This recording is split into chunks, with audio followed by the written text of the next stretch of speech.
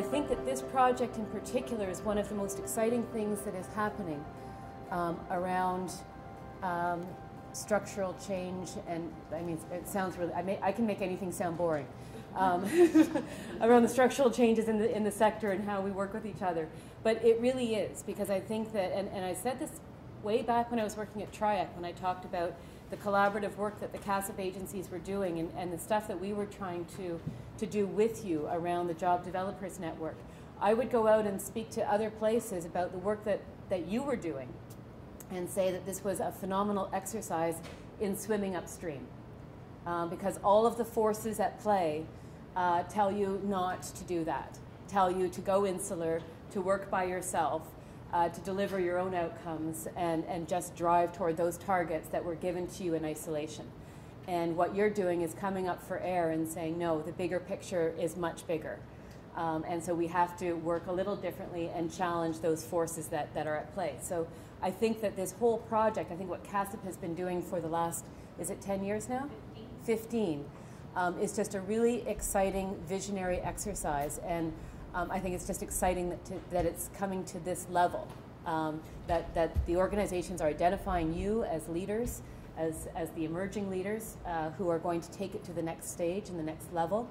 And I think that that's exciting. So it's my absolute, I'm honored to be here to participate in this conversation as you get started in that.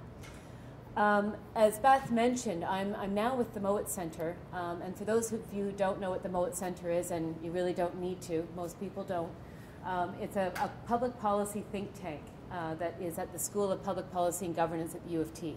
So it's a little policy shop that thinks about Ontario within the Federation and things that I didn't really understand what they meant, like fiscal federalism and things like that before I started.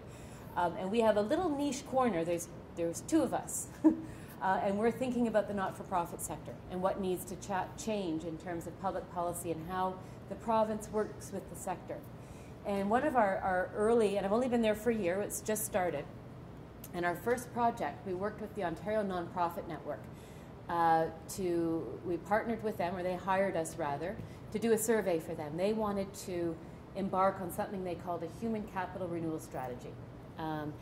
And that was about saying, how do we renew the value of human contribution to our sector? How do we make that strong and vibrant? And so we worked with them to carve out what the key questions were. And we really landed on the fact that there's a leadership gap that's facing the sector. And much like every other sector in our society, there's a demographic imperative. So there's a leadership gap because we're getting older. The people that are running organizations and that are making decisions tend to be over 50. They're thinking about retiring. They should be thinking about retiring. And who's coming up? What does the pipeline look like? So that's one element of the leadership gap that we think we should be concerned about. But there's other elements as well. There is the sector is changing. The pressures on the sector are changing. How we do our work is changing. This project is testimony to that. It's about collaboration. It's not about just delivering contracts for government. And how we do that work. So the skills and the competencies required are changing. And that's a potential gap. Do we have the right skills? Do we have the right leadership competencies to do that well? And if not, where do we get them and how do we develop them in ourselves? And then there's a third gap. And that third gap that we identified is that we have structures in place. We have organizational imperatives. We have funding imperatives that tend to get leaders bogged down in administrative work, in HR work, in fixing the IT system, in putting out terms of reference to get a vendor on record, to doing all of this sort of onerous stuff, the stuff that makes you pull your hair out and takes you away from the leadership vision of why you got into this work in the first place. The days of being so satisfied because a client that you've worked with for 4 months just landed the right job in the right way with the right supports around him or her, you get more and more distance from that. And as you get distance from that, your authentic leadership of listening to the community, of being a voice of the community gets removed. And so how do we reclaim that? And what do we have to do around the structures to ensure that we reclaim that as leaders, because that is part of your responsibility. So that's what we undertook in this. That's a long introduction. I'm only on slide 1. I will go faster. But this is what we did with the ONNs. We set out and we did a survey, and we surveyed executive directors and senior leaders across the nonprofit sector in Ontario. We got 830 responses. And what I'm going to share with you are some of the high-level findings, because I think it's interesting for you as leaders to understand the context in which you are working. What, in many cases, and I've presented this at a couple of conferences now, people in the room say, oh my God, that's exactly, they feel very vindicated. This is what I'm experiencing, I'm not alone. This is actually the reality out there. But more importantly, I think that as you think critically about what you're going to do as a leader, what your priorities are going to be, it's important for you to understand your context. So some of this is not directly relevant to the collaboration conversation we're going to have today, but in many ways it's very relevant because it's the context in which you will think about collaboration. So very quickly, is there, on the leadership gap around the demographic imperative? Well, a survey says 60% of executive directors and senior leaders plan to retire in the next 5 years. They plan to exit. That's a big exodus. 66% of organizations don't have a succession plan. That's a bit of a gap. Promising is that 63% of organizations are deliberately identifying high performers, which is like today, identifying those people who are leaders in the organization, who are seen to be the next generation of executive directors or senior leaders who will lead the organizations forward. 55% of management hires have come from within the sector. So that's a little over half. That also tells us, how are we looking for the next set of leaders? Do we need skills from outside the sector? Do we need to do a better job of holding people in the sector? What do we do strategically around some of those questions?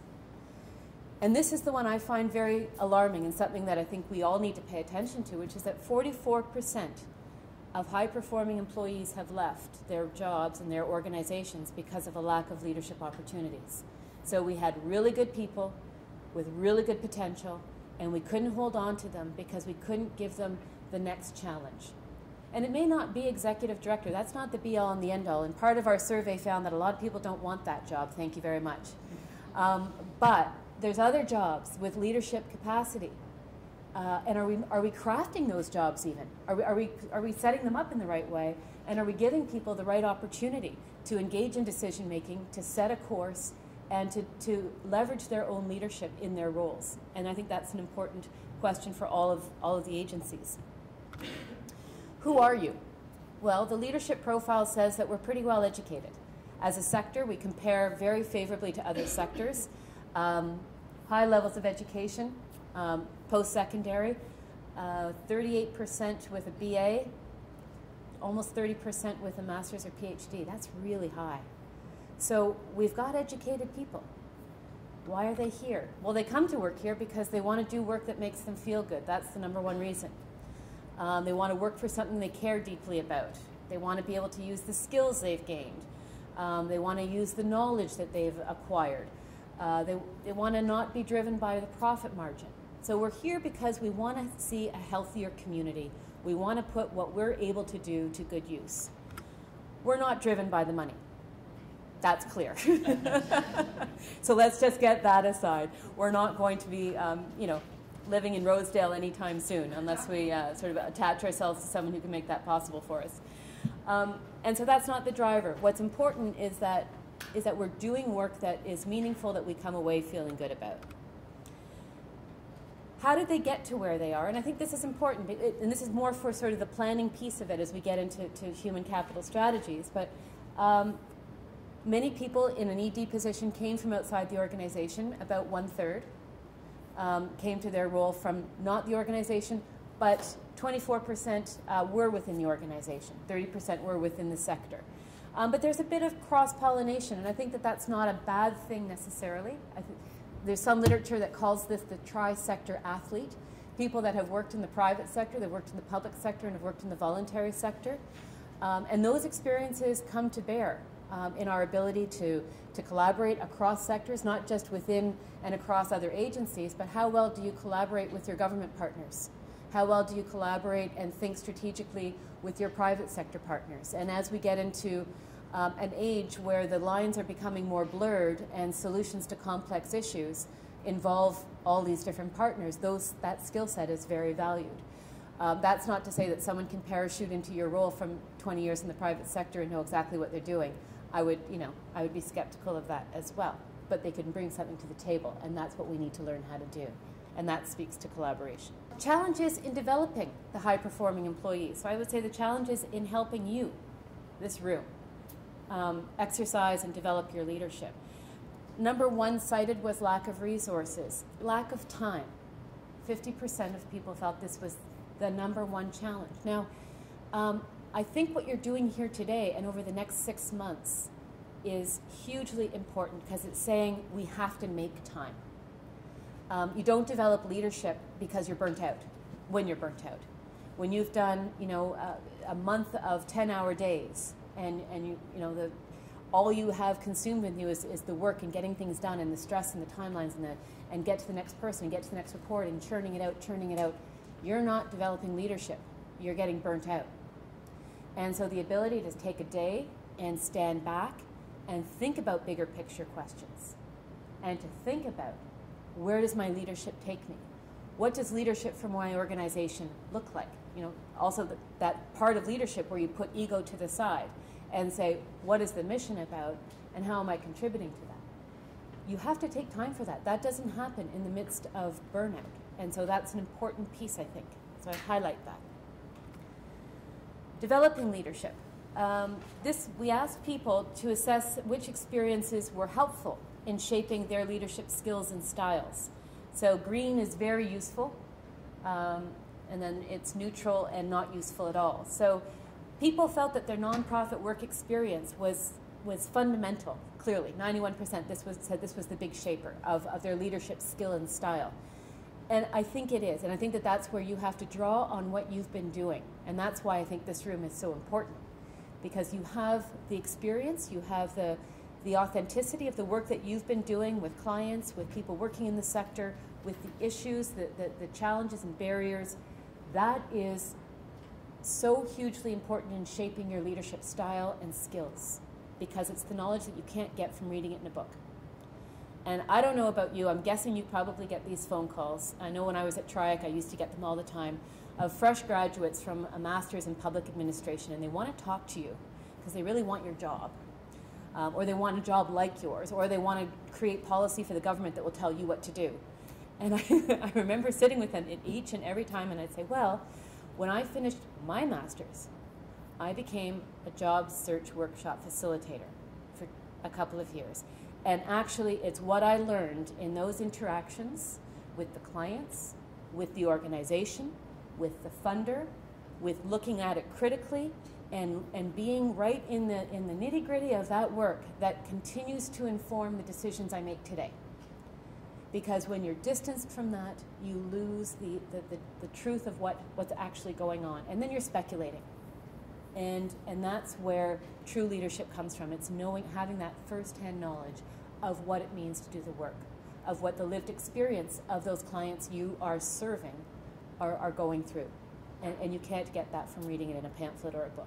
So that's part of what shapes, and that's what makes the competencies and skills in this room so valuable. Just before you leave that yep. slide, what were the other things that, in terms of developing leadership? Yeah. I don't know if you can speak to any of those other Well, the second highest that people cited was actually experience on boards of directors, and I think that's thank you. I think this is a really important point to bring out, and I'm not sure, maybe a quick show of hands, how many of you have served on a board of directors? Okay, so roughly 30%. An excellent experience in shaping your ability to understand leadership in your organization. It forces you to put the other shoe on and look at the organization from the accountability perspective, and to understand how decisions get made from different points in the organization. And I think that is, as a leader coming up, and a mentor said this to me once, get yourself on a board. Learn what it is to make the difficult decisions, because it helps shape your leadership and vision of what you're doing. And I think that is a very good point to bring out. People found training in whether it's leadership management and other formal education to be valuable, absolutely. Less less valuable, I was surprised, was private sector work and public sector work. So, although still valuable, 70% said it was of value. But truly it was the actual experience in the sector and that sort of other positioning as a board member. So different kinds of leadership activities. I don't want to get into this too much, but you know, what did people participate in? By default, this sector goes to workshops and conferences. I said to someone recently, I haven't had professional development in 12 years. The only professional development I got was when I got invited to speak at a conference. So I got to be there. And I think that we fall into that. And I think that's something to be conscious of, that you do actually deserve to be not just there because you're sharing what you know, but carve out a learning plan for yourself. What are your leadership goals and learning around that? Assessment of how effective different activities are. And far and away, I mean, I don't think there's a big difference here. I don't think this is a significant finding. Most people found most things kind of useful, and there's not a big difference in numbers. Being mentored by a nonprofit leader, though, was the number one most effective. And you should, at this point, if you've been identified as a high performer, as an emerging leader, as a leader within your organization, you should have a mentor, either formal or informal, who you are talking to, who is helping to shape your decisions. Not your day-to-day decisions, obviously, but where are you going? What do you do next? What is the next step for you? How do you approach expanding your leadership? Having someone like that to talk to. So that's the leadership pipeline. Where are people coming from? And that talks a little bit about the people in this room. We asked executive directors what they felt the most important competencies needed to be an effective executive director or leader in the sector. And this was an important question, not because of what we learned. I actually think that this is, I mean, there's some interesting things in the findings. We worked in partnership with Lynn Tupen on this survey, and you may not know Lynn, but she was the former executive director of the Human Resources Council for the Voluntary Sector for Canada.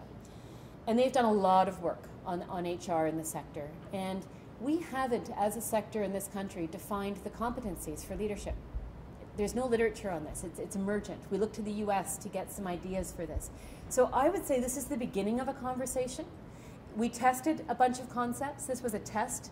It was a bit of let's throw out and see what sticks. Some things didn't stick at all. Other things emerged as really important. I think it's really interesting. So the green line is what they think is important, executive directors or leaders need to have in order to succeed. And then the dark line, the gray line, is what they feel they need to develop. So it's interesting that they weren't the same things. What people thought were really important, they felt they were getting. So working well with board and staff, managing change, leading people, strategic visioning, these are competencies they felt were important. But where people really, where leaders said, I really need help, is in balancing work-life. Not surprising. Participative management. How do I let other people lead with me?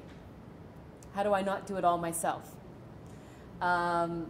Employee development. How do I encourage leaders to come up? So I think there's a bit of an awareness that this is a shortcoming in our leadership and that this is where we need to do better. And I think that's really an important set of ideas for this room.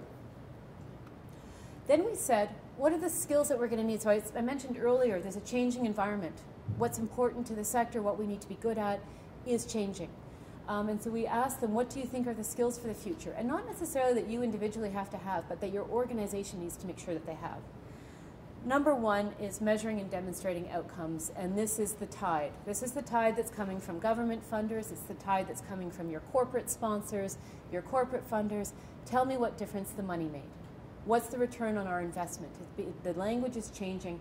This is what the demand is. How do we do a better job of not just saying, 42 people came through our workshop and 42 people went out of our workshop. Or they got a job. Was it the right job? We don't know. Do they still have the job 6 months later? We don't know. So understanding impact and all of that, and we need to do a better job. And I think that's across the board. Governments feel they need to do it better. Our sector needs to feel it needs to do better. And so that's, I think, an important thing to flag. Social entrepreneurship, earned income. How do we generate other sources of revenue, because we know that we're in an environment of declining public spending, and we're in an environment, this has changed a little bit, but in the last few years with the lower returns on the market, we saw a real fall in philanthropic contributions. So how well organizations can generate revenue. They're not dependent, or diversify their funding base. Leveraging technology, donor engagement, working with the private sector, social finance tools, shared services, so working together, mergers and amalgamations. So this begins to touch on some of the how do we work with other people, not necessarily amalgamating or merging, but other ways that organizations work collaboratively.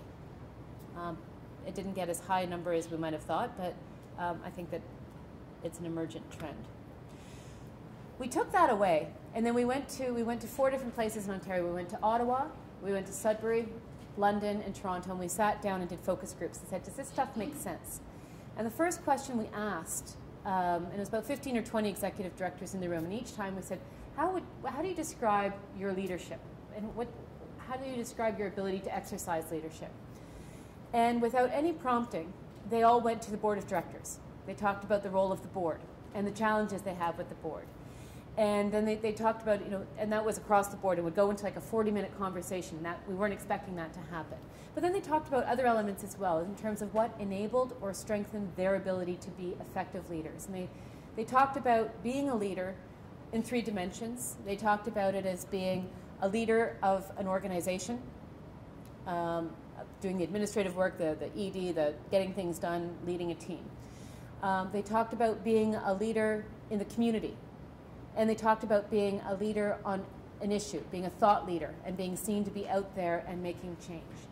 And I think that's really important because it shows that there's many dimensions to this. And your ability to be out there, listening to the community, hearing what the real needs are, striking relationships with new partners that might be able to help further your mission, being respected and seen as a thought leader because there's authenticity in the work that you're doing. That, having time for that, they felt they were sort of undermined almost systematically. These are the different enablers, and in each of these are sort of the core constituents that help EDs and leaders to do their work. Board of directors was a key one, as I mentioned, but there was others. How good is their staff? What is the staff capacity? Are they able to rely on their staff? Does their staff free them up to do other stuff? What is their own experience and the experience of collectively of the organization? Funding and resources, obviously. When you get cut at your knees, it's hard to do anything. So that was important, obviously. They spoke a lot about their own mentors as being real enablers, or not having a mentor as being a constraint, not having someone to talk to. Their own skills. Peer networks. And I think that, again, comes back to this room. Having people that you are going through the same work, the same struggles, the same opportunities and challenges, and talking about the different strategies that you're using. And really using that as a learning opportunity and taking it back into your work. So it's not just, getting together over coffee and,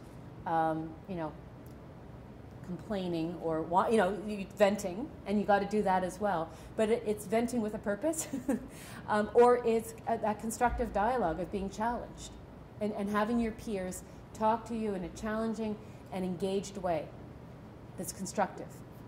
So each one of these elements can be either an enabler and pushes you forward, or it can be a constraint and limit how far you can go and what you can do. We asked them, and this is where we got some great answers from people, especially in Sudbury. People in Sudbury are very straight talking. They were fun. And we said, and then this was a question we put out to everyone. And we said, who in your organization has primary responsibility for the following? Government relations, collaborations and partnerships, engaging community stakeholders, risk management, monitoring, evaluation, advocacy, public relations, communications, human resource management, governance, proposal, finance management, marketing, fundraising, managing volunteers. And this is the percentage of organizations where primary responsibility sits with the executive director. So yeah, a lot of people don't want to be an executive director. As one woman in so this was her quote. She said, I do everything. I do the HR, and it was a small organization. It was like 5 staff. She said, I do the HR, I do the finances, I do the proposals, I'm out in the community, I'm speaking to the mayor, I'm doing this, I'm doing that. And then one day I'm on the computer and it says, some sort of system failure, call your IT administrator. And she goes, oh my God, that's me. And I think that speaks to, that sort of you get so bogged down with the everything that your ability to sort of look up and say, this is what we need to be doing. And it's those questions that come from those developmental evaluation questions. Are we doing the right things? Are we doing them the right way? And are we making a difference? And if you're not able to step back and have that sort of clarity from time to time, you're not going to have that every day. And if you have it every day, then you should probably be busier. But being able to step back and do that is so critical. And if we have a structure and system that doesn't let you do that, we need to rethink it.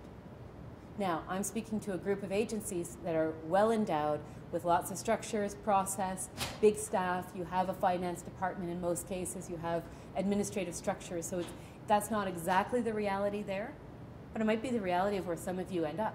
You may, do a lot of what a lot of people do in the sector, which is checkerboard. You go from your organization, maybe you do want to be an ED, and you go to a smaller organization to take that next step. So this is part of the reality, and it makes us, as a sector, stand back and say, are we organizing ourselves the right way? Is this the right way for us to do our business?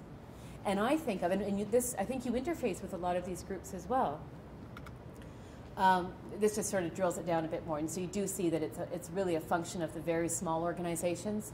So 89% in small organizations are responsible for HR management, financial management. As you get to very large, obviously they're delegating it and they have structures in place. So this leads us to, and I've brought a couple of the papers again. These are a couple of the papers that we've put out in the last little while, Platform for Change. And this actually makes me think of the small organizations. I just want to bring it back to an example that touches your work, I think, in a direct way. When I was at TRIAC, we began working with professional immigrant networks. The Iranian engineers, the doctors, the Sri Lankan teachers, the accountants, all of those groups. And I think we got up to about 70 groups under this umbrella called PINS. And I know that you've worked with some of them in different capacities. Certainly JVS was integral with the mentoring piece that they were doing. But when they started coming to us, and I remember in early days with sitting down with a few of those groups, and they said, well, we need to incorporate, we need to become a not-for-profit, we need to build a structure so that we can be legitimate and channel funding and do this and that. And I remember thinking, why are these volunteers who are so committed to making a difference in their community going to let all of their volunteer energy get swallowed up with filing papers and paying money to the accounting firms to get audits done, and all of the administrative burden that goes with setting up another not-for-profit? Wouldn't it be easier if there was some way of providing that governance oversight, that accountability, all of that stuff, so that doesn't have to happen? And we never actually got to that stage.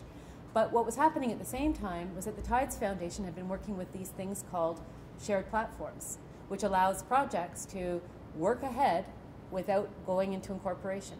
So you might be familiar with the East Scarborough Storefront. Do incredible work in Scarborough, incredible community engagement, significant staff size, significant budget size, lots of funders, lots of stuff on the go. They're not incorporated. They sit on a platform. They don't have an executive director, they just have a director. And so they don't have to worry about all of the administrative burden that goes with governance. That gets taken care of. All of their HR gets taken care of by Tides. All of their financial systems gets taken care of. They're freed up to be on the ground and to do the work of community. So I think I put this up there just as an example of we need to stand back and think creatively, innovatively about how do we get the work done. We don't have to fall back to the structures that are in place that were invented for corporations. Are there other ways that allow us to be freed up to do the leadership work, to do the community stuff that's going to make a difference? Maybe it's a shared platform, maybe it's not. Maybe it's about being hosted by an organization. Maybe it's different ways of getting the tentacles of the organization out into the community. And that's really important, I think, for your organizations that are getting larger and larger. And I think of JVS, I think of COSTI, I think of Access, the colleges. But it's important because as you get bigger and bigger, your responsiveness and tentacles into the community get duller and duller. And so you need ways of reaching into the community in very grassroots ways so that you are responding to those needs and that you're hearing those needs and you're not becoming institutionalized as a larger bureaucracy. It's not impossible, but it's about not having everyone being ultimately amalgamated and merged up into a hospital. And then you have this giant institution that nobody feels really connects to the community. So what are those levers? And it may not mean new organizations. It may just mean new ways that organizations function to get those tentacles. that's a great space for leadership, to think about new ways of being relevant and responsive to the community. We also did a paper on the integration agenda, and this was really in response to organizations that were being pressured by, they felt, by funders to merge or to consider mergers, especially by the LINs, the local health integration networks. And so we stood back and said, well, what is the real pressure? What's going on here? And this was looking at the pressures on the sector to do more with less, coming out of the Drummond report. And there's a bunch of different ways of doing it. And in fact, I think your sector has already done a lot on this in terms of local service coordination. I think CASIP is a fantastic example. The Welcome Centre is up in York. Fantastic example of integrating services, of collaborating across organizations, of doing work a little differently, but creating some streamlined things. Government needs to do some as well. So in each of these, we have recommendations for government also to get its act in order. You can't have an integration agenda and then have 12 different agencies implementing it independently because they're not integrated. So it happens at both ends. So that's what this paper explores. But what we saw coming out of that was that there were a number of different pathways to achieving that. And I think that these are the things that, as that pressure and that direction from government comes down on the sector, are you freed up to do local service coordination? Well, this group is already primed for that. You've already done a lot of that sort of stuff. Are there opportunities for service delivery hubs?